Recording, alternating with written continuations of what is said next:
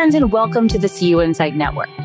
My name is Robbie Young. I'm the Vice President of Strategic Growth here at CUInsight, and it's my job on this show to have conversations with thought leaders who support the credit union community. We'll identify issues affecting credit unions and discuss best practices that help us learn from one another and strengthen our credit unions. My guest on today's show is Chris Tissue, Chief Operating Officer at CUCollaborate. Chris, thank you so much for being here. Thank you for having me. Of course. Well, to jump right in, to really just rip the Band-Aid, most of us didn't think we were going to work with credit unions when we grew up. What did you want to be when you grew up? Oh, yeah, that's a good question. I wanted to be an entrepreneur, which is kind of a vague answer, but my dad was a business owner. I grew up in Pittsburgh. Like many kids, they want to idolize their parents and think that they should do what they do. And so my dad, he was a CPA and he had a handful of businesses. He had a golf course at one point and then a couple retirement homes, and then eventually had a trucking and warehouse business. And so I thought that that was really cool and that I would do that. My grandfather had an auto parts store. So I thought entrepreneurship was going to be it for me. And I haven't been too far away from that, helping to run a small business, but I didn't even know what a credit union was at that time. And so, interesting twists and turns, but entrepreneur was what I thought it was going to be. Well, we didn't grow up too far away from each other. I grew up in Northeast Ohio. Nice. Half of my family was Browns fans. Half of my family was Steelers fans. So I had no dog in the fight. I just really liked the food. I had the sounds of my male relatives yelling at a TV. There's a good rivalry there. And, Cincinnati and Baltimore aren't too far. So, my dad was a season ticket holder, as was my grandfather for the Steelers. It's kind of part of how you're raised, but it's been a good rivalry historically. That is certainly a culture that not everyone understands unless you live in it. So can you tell us a little bit more about your journey to your current role as Chief Operating Officer at CUCollaborate? Yeah, absolutely. I was fortunate enough to find credit unions very early in my career. My first job out of college, I actually went to Denison University, which was in Ohio, was with Callahan Associates, which is a data and research firm here in Washington, D.C., where I still am. And that was about, 16 or 18 years ago. It was a great place to get a start, especially for a kid who had a liberal arts degree and didn't really know what he wanted to be when he grew up other than not in Pittsburgh. And so I came to D.C., worked at Callahan for a couple of years, and then really felt like I needed to refine my technical chops. And so I pivoted to Deloitte, which is a consulting and accounting firm, did consulting for the federal government there. And then at Grant Thornton for about 10 years, had a lot of success, but then, sort of like wait your turn to be a partner. And I had just had some small children, and my buddy Sam, who I went to college with and also worked at Callahan for a time, had started CUCollaborate. And at that time had developed some really cool software for credit unions to help them expand their field of membership and do a number of other things, but felt that he might need a consulting practice to help credit unions realize the benefits of that. And so he was kind of interested in starting a consulting practice and wanted to know if I wanted to do that. And I did. And so, I've been with the company for a little over 6 years now. So it's been a nice sort of come back to the credit union space. It really checks boxes for me in terms of mission. I feel like I can have significance in my life and my career in terms of helping credit unions and in some small way leave the world in a better place. So it's been really fun. I like that, and certainly makes sense from the mission standpoint. Can you tell me a bit more about CUCollaborate and where and how they add value for credit unions? Yeah, absolutely. As I mentioned, we have the benefit of having really sharp folks on our team that I get to work with every day and who can deliver great services for our clients in terms of professional services and consulting. And we also bring software and data to bear in terms of the results. And so, we focus on really anything that we feel is pressing for our clients and growth. But historically, what that's meant is we're really disruptive in the field of membership and chartering and helping make sure that for credit unions, they have enough room for growth in terms of their field of membership and their total addressable market. Being in DC and field of membership and chartering is a regulatory space. We've also have what we call as our beneficial regulatories programs. So that's like low income designations and CDFI. And so we became interested in that over the years and very successful in helping credit unions achieve those regulatory designations and the relief that they offer. We'll talk more about it, but in the merger space, when credit unions do decide to merge, how do we help them with the regulatory piece of it and in terms of assessing fit? And then, we have some really cool analytics and new member acquisition stuff as well. So helping credit unions, go and find new members and assess, how they can be ultimately sort of like best positioned to grow and succeed in a sort of like ever increasingly competitive marketplace. So that's how CUCollaborate works. We're a CUSO, which means we're a credit union service organization. We have credit union investors. We only work with credit unions and people that work with credit unions. So that gives us kind of like the focus and the mission that really helps, us succeed and be clear on what it is we do and we don't do. Yeah, that's a great overview. Thank you so much. Yeah. For a long time, mergers in the credit union space have been viewed as a reactive move. What does it look like when mergers are approached as a proactive growth strategy instead? And how should leaders reframe them to support long-term sustainability?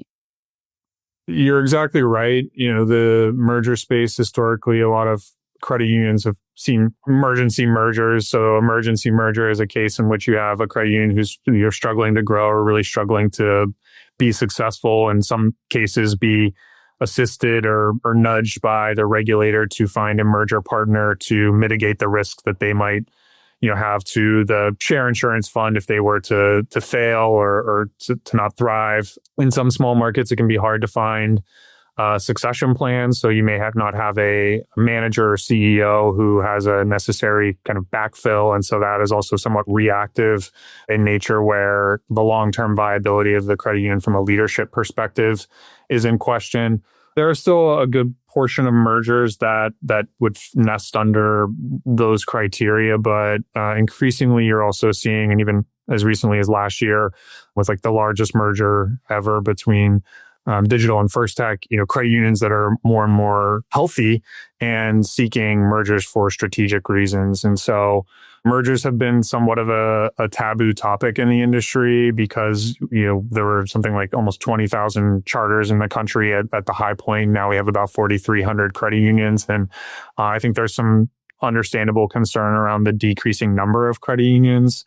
But I think what others are finding is that scale is, whether that be scale through human capital or scale from just like a balance sheet and income statement perspective, some feel it's that the consolidation is sort of a natural consequence of, trying to invest in the future for the institution and be relevant and successful and competitive going forward. So you see in the mergers that are happening, more and more of those that are sort of classified as a strategic decision or proactive instead of, as you mentioned, sort of the reactive or defensive mergers of yesteryear. So when evaluating potential merger partners, what key factors should credit union leaders prioritize to ensure long-term alignment and success? Yeah, I think our position at CUCollaborate has been sort of like not mergers for merger's sake or mergers just to have them or to have headlines or to feel like you're active in the space, but mergers that are really focused on the members and what is the best outcome for the member. And what that means is we even developed a piece of analytics that can compare what the average return or additional money a member would have per year in their pocket as a function of the merger. And what we think, in addition to a number of different lenses that a credit union might look at in terms of a potential merger, that's really important because it speaks to our not-for-profit mission of, doing what's best for the member. And so if ultimately, while difficult, the best option for the member in terms of the money and their sort of financial wellness would be to be combined with another credit union, then that should be a key focus point for the credit union and something that they put front and center in their assessment of whether mergers are something that they should consider or be actively sort of like seeking or assessing. Some of the other things that are really important is just sort of like, how does the financial health of the combined entity look? That is fairly straightforward now in terms of like a pro forma and combining the two institutions. There's operational and human capital considerations in terms of like, can you physically achieve what you're trying to do, depending on where the other credit union is situated, sort of physically or from a human capital perspective. Culture is a huge thing that's brought up and is really important to try to define first and foremost, because a lot of people define culture in different ways, but then pull forward maybe tough conversations on whether there is cultural alignment, whether that's, within the DNA of the executive and board in terms of how they make decisions and how they reward their employees and how they incent them.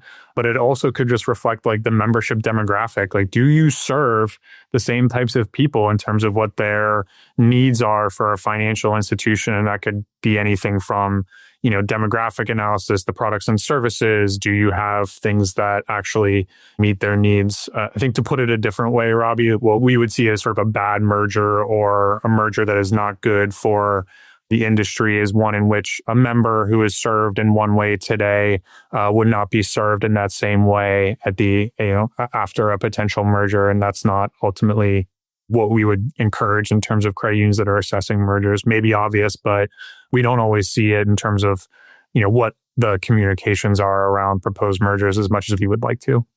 Yeah, I could certainly see how it feels obvious, but certainly highlighting that shares kind of the human side behind these decisions, I think is really important in the work you all do and kind of balancing that data and the human side of the effectiveness of these things. What we're seeing right now is continued consolidation across the industry, and it's really reshaping the competitive landscape in real time. What trends are emerging in this environment, and how should credit unions be thinking about their position within it? Yeah, I think the thing that we would really want to make sure is that, ideally, as I mentioned before, it's not just mergers for merger's sake, but really a data-driven process, which I just spoke about. But I think the other really important piece is to make sure that when credit unions are looking at mergers in either direction, that it's competitive, for lack of a better term, or that they're looking at as many opportunities as they can. And that gets back to sort of like getting sort of like the best outcome for the member.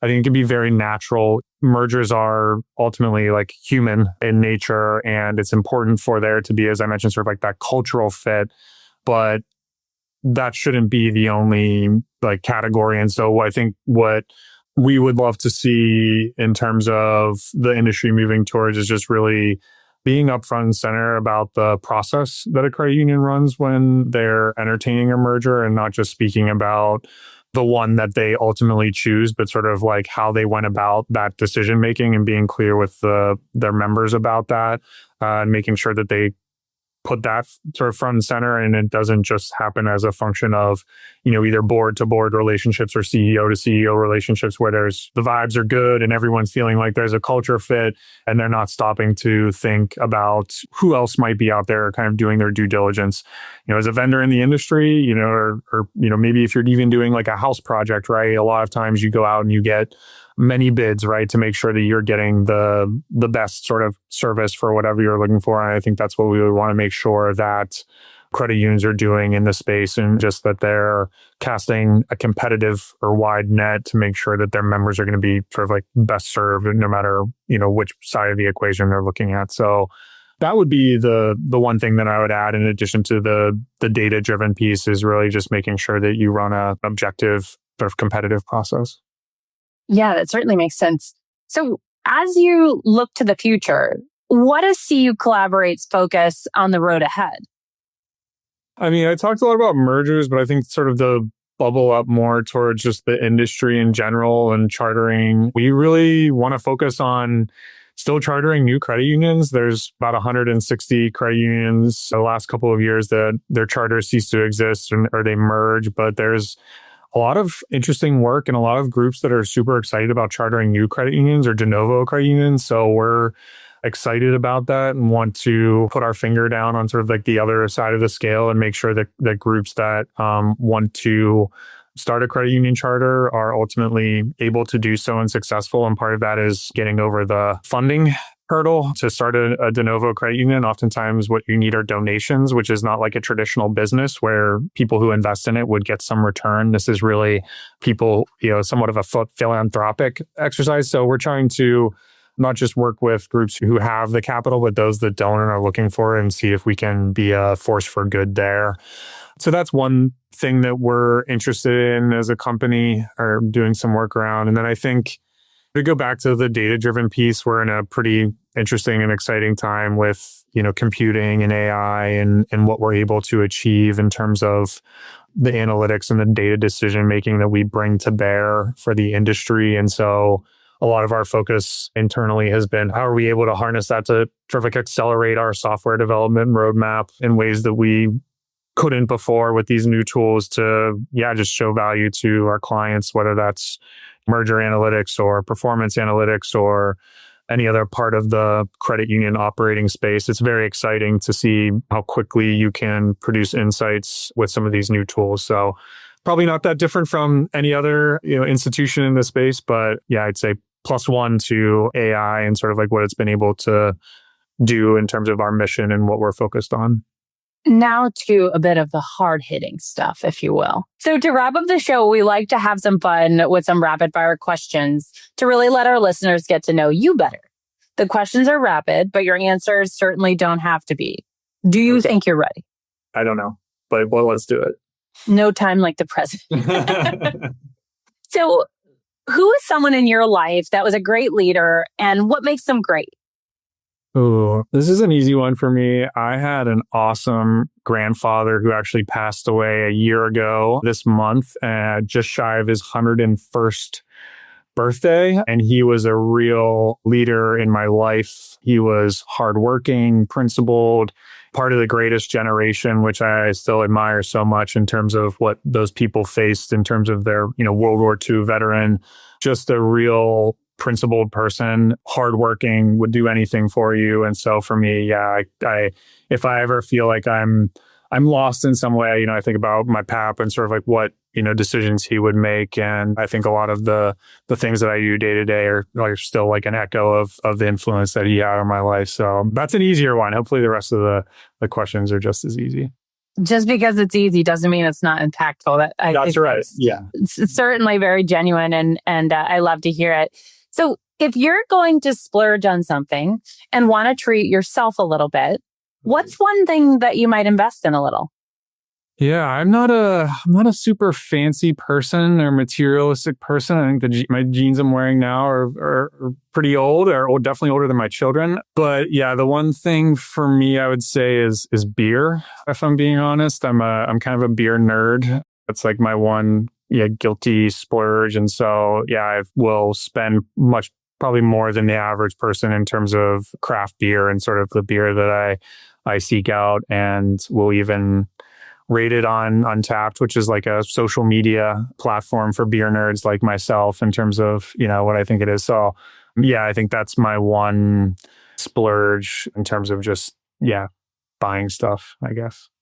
I like it. And depending on the age of the jeans, I mean, you could really turn that around and now they're vintage, and now we've really made a solid investment. That's right. Yeah. I don't know what a thrift store in the DC area would pay for these jeans. I don't think too much, but there's the sentimental value, right? You just don't know. All you have to do is slap that vintage title on there, and who knows?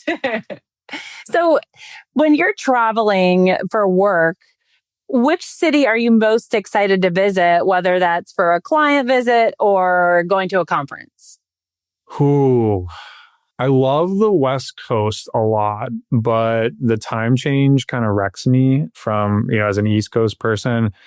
So for that reason, I think I would pick Chicago in the summer or spring. I'm in DC here, so it's not too far of a flight. It's only, the central time isn't a big factor in terms of my body clock. And I just feel like that, the city's beautiful. It's got a lot going on. I'm from the Midwest in Pittsburgh, so there's a bit of a cultural alignment there. And I just feel like it comes alive because they're pent up so much due to how hard the winter is, that just like, if you can get there at a time when it's warm, the city's just like alive and happy. So that would probably be my choice, but I love all parts of the country, to be honest. And Yeah, just as long as I can get over the jet lag.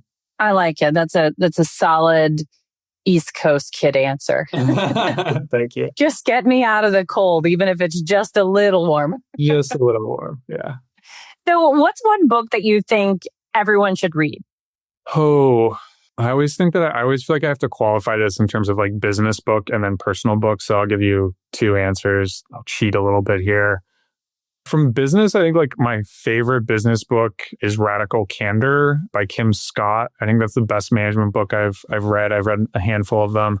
I think the main reason there being that I feel like the best business books sometimes sort of describe to you what you innately are aware of or like feel like you've observed. And so in terms of just like managing people, what that really helped me provide was some clarity around, things that I sort of like already knew to be true, but didn't have a way of explaining it. And then also like a framework to try to like replicate that success. And so that book has really been impactful for me in terms of like how I manage folks or seek to be managed, really.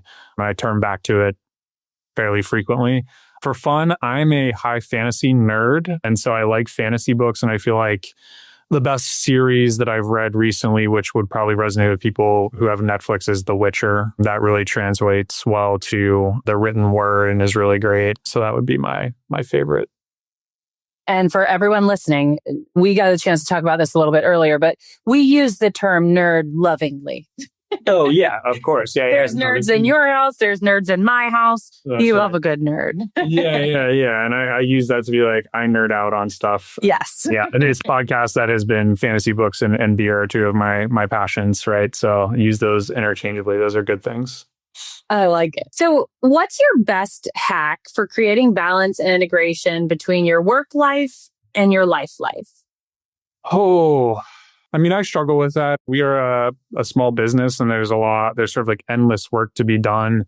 I spoke about my personal or like professional career journey a bit. And I think like really coming to work for CUCollaborate for me is how I've best integrated it, because up until that point for 10 years, I was working, and there's nothing against sort of like large corporations, but they had like many thousands of people. And it felt, it oftentimes a little bit hard to always know where to like draw that line. And so coming to work for a smaller business, I can kind of make the work integrate better with my life in terms of, I work from home. We are a remote first company. Like getting into consulting is also a bit of a flexible career in which the work doesn't really go away. You still need to be, deliver excellence for your clients, but, when and where you do that can be flexible. And so my wife's family is from Maine. We get to go up to Maine for a good part of the year, which is really special. We live on Capitol Hill in DC, and my kids are kind of city kids. And so being able to get into nature is really powerful and awesome to have that. And so,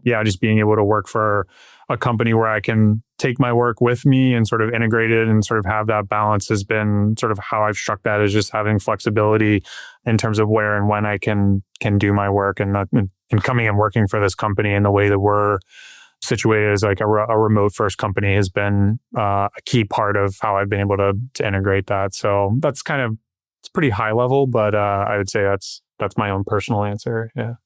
It certainly makes sense to me, where CUInsight is completely remote as well. So it is an interesting dance that looks different all the time for that balance. So we'll be sure to link to everything we talked about today in the show notes. My last question for you would be, do you have any final thoughts that you would like to share or ask some of our listeners? I think just that I think from a CUCollaborate perspective, as big fans of credit unions, if there's a challenge you have or an insight you need, whether it's on the merger front or elsewhere, we're really excited about helping credit unions of all sizes grow and succeed and thrive. So if there's a problem you're facing, we always want to hear. We always go to our clients and ask them what they're focused on, what they wish they had, where they feel their blind spots are, and then, sort of nest our focus into that. So I think my ask would just be reach out, let us know what your questions are, or where you feel like there's a gap in you being successful. And oftentimes, if we can't help you, we have a pretty good network, having been in the industry for a while, and can point you to other smart, driven people who can. And so I think that's really, my parting ask for anyone that's listened to this. Well, Thank you again, Chris, for being on the show. You. For episodes like this one and more from across the credit union movement, feel free to visit CUInsight.com to read, explore, and subscribe. Stay well, and thanks to all of our listeners for tuning in to this episode. We'll be back again next time.